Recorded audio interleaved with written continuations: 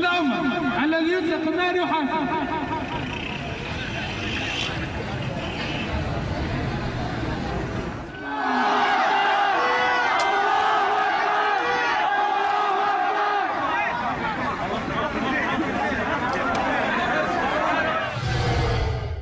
Terrible esa ejecución, además la reacción también que estábamos viendo y escuchando a esa ejecución. Esas imágenes, ese video que acaban ustedes de ver, ocurrió en Siria, es el ejército islámico, y esto es lo que están trasladando a Bagdad, a Irak específicamente, y vamos a analizarlo y vamos también a conocer quién es el rostro, quién está detrás de esto. Daniel Álvarez me acompaña. Daniel es profesor de estudios religiosos de FIU, Universidad Internacional de la Florida, analista político.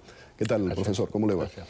Y también le vamos a dar las buenas noches. Él nos acompaña vía Skype desde Texas, Miguel González Palacios, analista militar. Muy buenas noches y bienvenido al programa. Gracias, buenas noches. Gracias por estar con nosotros. Vamos a poner quién es este líder, quién es la persona que está manejando este ejército islámico. Bueno, se sabe muy poco. Él ha sido sumamente inteligente en tener un perfil, como se dice, debajo del radar. Cuando era prisionero de los Estados Unidos en 2005 hasta 2009, no era de los más peligrosos. La gente que lo conocía decía, no estaba, vaya, donde estaban los más peligrosos. Así que lo que se está evolucionando de este individuo es una mitología, Félix Guillermo, de que es de una familia noble, de que estudió, tiene un doctorado en árabe. Sí, dicen que es un hombre instruido, de una familia noble, que no enseña el rostro. Profesor, no lo enseña por eso, porque él sabe de que todos los que enseñan el rostro han muerto, claro, y quiere mantener. De todas formas, ya el FBI y las autoridades tienen un retrato hablado de cómo se supone que es ese individuo. Pero vamos a ponerles a ustedes el siguiente reportaje con mucha más información. Abu Bakr al-Baghdadi, el líder del grupo terrorista que amenaza a tomar Bagdad, fue arrestado en el 2004 por las fuerzas estadounidenses en Irak, que lo mantuvieron en la cárcel de Camp Bucca hasta el 2009. Ese año, los iraquíes asumieron su custodia y lo soltaron a pesar de que el ejército estadounidense quería procesarlo. Meses después, en mayo del 2010, se anunció que al-Baghdadi era el nuevo líder del Estado Islámico de Irak. En esencia, el mismo grupo terrorista que bajo el nombre de ISIS o ISIL dijo haber matado a 1.700 soldados iraquíes, que utiliza niños en las brutales ejecuciones de sus detenidos y que tiene al gobierno iraquí al borde del colapso. Cuando al-Baghdadi declaró el año pasado que la facción de Al-Qaeda en Siria estaba subordinada a él, el jefe supremo de Al-Qaeda, Ayman al-Zawahiri, le ordenó eliminar su grupo y limitar sus acciones a Irak. En respuesta, al-Baghdadi tomó bajo su control a casi todos los militantes de Al-Qaeda en Siria, mató a los que no se le sometieron y desplazó a miles de civiles. Un ex jefe de la cárcel de la base de Guantánamo declaró a Fox News que al-Baghdadi estuvo allí y que en el 2009, poco antes de salir, les dijo a las autoridades de la prisión, nos vemos en Nueva York. Sin embargo, dos altos oficiales del gobierno consultados por ABC aseguran que para la fecha ya al-Baghdadi estaba libre y que había vuelto a las actividades terroristas. En un mensaje difundido en enero, el líder terrorista declaró que muy pronto entrará en la confrontación directa con Estados Unidos. Ahí tenían el perfil, el informe de este terrorista. Miguel González Palacios, la revista Time lo califica como el hombre más peligroso del mundo. ¿Podemos compararlo en su momento con lo que fue, con lo que representó Osama Bin Laden? ¿En qué se parece y en qué se diferencia? Realmente yo creo que el colega que lo acompaña hoy en la estación utilizó el adjetivo adecuado. Tiene un aspecto mítico. Es una persona que ha creado un mito, que viene de una familia noble, que es una persona educada en estudios islámicos, que ya luchó, fue prisionero, fue liberado. Es prácticamente lo que podría ser un califa, un jefe de un califato. Ahora, se diferencia en Bin Laden en muchísimas cosas. Primeramente, no estamos seguros si esto es realidad, que este líder existe como tal, o es simplemente una imagen que se ha creado por los medios. Número dos, Bin Laden sí se puede corroborar que fue un hombre educado, un hombre original en sus ideas, nuestro enemigo, por supuesto, pero hay que darle crédito a quien crédito merece. Creó un movimiento en donde no existía. Por lo tanto, es un individuo completamente real que tiene hechos que corroboran su capacidad intelectual y de acción como un operador. Este señor se sabe muy poco y yo creo que es a propósito también. Es interesante que Miguel haya dicho que quiere presentarse, ¿no?, una figura mitológica como el nuevo califa. La palabra califa significa sucesor.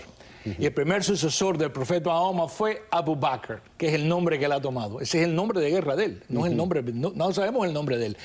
Al-Baghdadi, de Bagdad. En otras palabras, el gran califato abasid fue en Bagdad. Así que obviamente el nombre mismo lo posiciona en una posición de presentarse como el líder que puede restaurar el futuro califato. Profesor, y como decía Miguel González Palacios, también se puede dudar de que exista y que no sea una gran invención.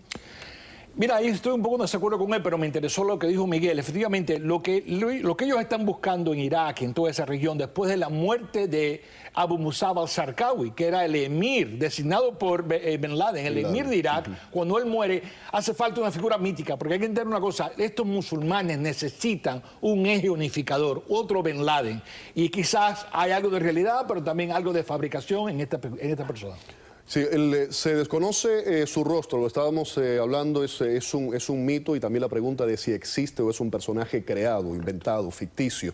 Es el jeque invisible, así le llaman, y lo que lo hace, por supuesto, mucho más difícil de encontrar, de identificar. Ahora, hay una descripción que tienen ya las autoridades, se dicen que es un hombre con cara redonda, ojos marrones, de barba corta, eso es lo que se ha dicho, y un hombre, como mencionaba el profesor anteriormente, instruido, que tiene pues un estudio árabe y ley islámica en la Universidad de Bagdad, un doctorado, supuestamente. Ahí tiene la fotografía exactamente de cómo se cree que es este señor. Ese es un poco el retrato que tienen las autoridades. Ahora la pregunta es, ¿qué pretende? Bueno, de acuerdo a lo que estamos oyendo de él y el discurso de estos líderes que son como improvisados, ¿no?, es crear la impresión de que tiene una visión. El califato es la palabra clave. Establecer un Estado islámico donde la ley sharia, y por cierto, la forma que él interpreta la ley sharia es tan extremada que Al-Qaeda ha repudiado a este grupo. Para que Al-Qaeda haya repudiado a este grupo significa de que ellos ven los métodos de este individuo como tan brutales, tan excesivos, de que ni Al-Qaeda se puede identificar con él. Precisamente hablando de ese tema, involucran a niños, a pequeños, ya sea como testigos o como parte de muchas de estas ejecuciones. Miren. هذا حكم مركز باذن الله.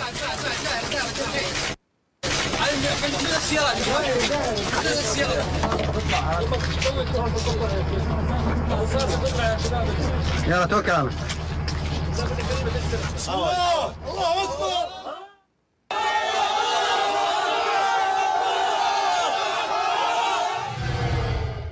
Ahí lo tenían. Regreso con Miguel González Palacios y vamos a hablar un poco ahora de la parte política de todo esto. ¿Cómo vemos esta presunta colaboración de Estados Unidos con Irán? El presidente Barack Obama dice que no hay contacto a altos niveles. ¿Se puede creer esto? ¿Se refiere a mí? Sí. Me parece que los Estados Unidos está aproximándose en una forma muy sutil y muy diplomática. Obviamente por todas las razones que tenemos ya en evidencia, que hemos tenido una serie de situaciones por la situación nuclear en Irán, nuestro aliado Israel está en contra de cualquier tipo de participación de ellos, etcétera, etcétera. Debemos de alguna forma conversar con ellos. Yo siempre pienso que es mejor hablar y conversar y dialogar que no hacerlo en absoluto. Sin embargo, hay que andar con mucho cuidado, dado el caso de que una colaboración con Irán podría exponer y podría divulgar secretos de cómo operan las fuerzas norteamericanas en una situación como esta, cosa que por supuesto le sería de mucho beneficio para Irán. Por el otro lado, también tenemos la situación de que nuestros aliados de Arabia Saudita, de Qatar, que sabemos que de alguna forma u otra están cooperando en toda esta situación y están apoyando a este individuo y a esta organización que en estos momentos está creando este caos en Irak. También no podemos pisarlo, como decimos en nuestro vecindario, pisarle los callos a esta gente porque dependemos del apoyo que ellos nos brindan constantemente.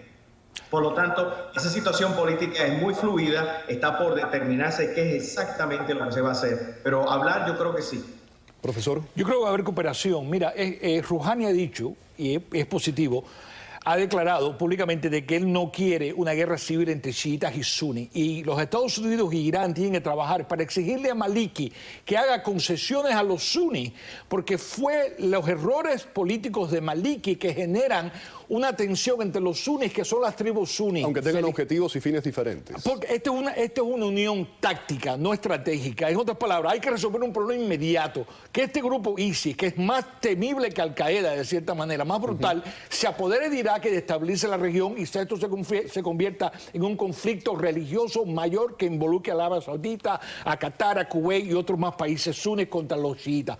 Si Rouhani y los Estados Unidos pueden articular una visión moderada y traer a Maliki al centro para entonces quitarle el apoyo de los tribus sunni a ISIS, ahí se puede lograr algo. De otra forma, estamos viendo una conflagración regional de tipo religioso, militar, donde entonces no va a quedar más remedio que meternos de lleno en ese conflicto para parar el desorden. Muchísimas gracias, profesor, por haber estado aquí en el programa. Miguel González Palacios también, muchísimas gracias, que nos acompañaba vía Skype desde Texas. Vamos a la pausa.